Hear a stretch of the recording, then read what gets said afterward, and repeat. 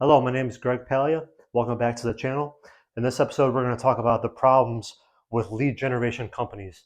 I'm not going to name any names out there, but there's the very popular ones out there that say, we have so many leads, we'll call 50 people a day, we'll get, just say, for example, if you're a roofing company, everyone will have at least 20,000 square foot, they'll be within 100 miles of your company, so you'll be a good fit for them.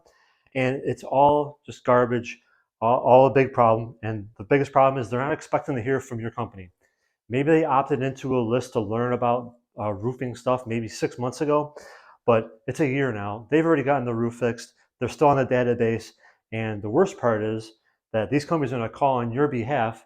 They're going to say, oh, XYZ roofing is in your area, and we want to do that. And the person on the line is like, I already have my roof done 3 months ago. And who are you calling from again? Oh, XYZ roofing. Oh, thank you. Well, that person might go and write a bad review. They might tell their friends about you. It's just not a good practice. You may think it's helping your company out because they're going to bang on the phones for you. It's a total scam. It's never going to work. Um, the leads are going to be so low quality. It's going to be unreal. They're not going to be there when you show up for an appointment. Yeah, it's another thing they'll do. They'll say, "Oh yeah, we'll set up 25 appointments," or some along those lines. Yeah, they might answer the phone. They'll say, "Yeah, I got my roof done like three years ago," or "I'm only looking at doing 50 square feet."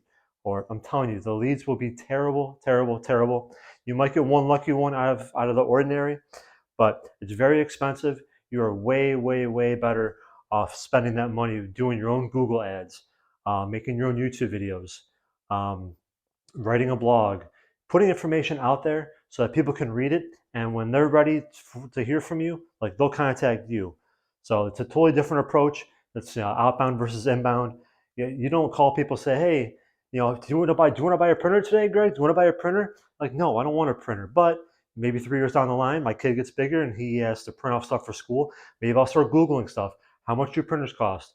What's the best printer for a kindergartner? Something along those lines. And if that company has some information on that subject, then I'll call them and say, hey, I read about your kindergarten printer online and I want to buy it. Simple, simple. That's how simple sales and marketing should be. Not call 100 people. Hey, you want to buy a kindergarten printer? No, I have adults, so take me off your list. And who are you calling again? Oh, XYZ Roofing, for example. Well, I'll think very low of that company. So before you spend thousands of dollars, I mean, it's going to be expensive too, but it's just they're not expecting to hear from you. Take an inbound approach. Have them come to you because you're producing all this valuable content. So that when they're ready to buy and they want to hear from you, then they'll fill out that request for quote form. Or they'll call you and say, "Hey, I read about this website and I'm ready to buy."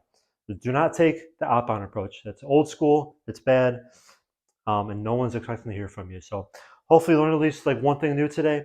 Please check out my channel for more educational videos, marketing, digital marketing wise, and I'll see you next time. Thank you so much. Bye bye.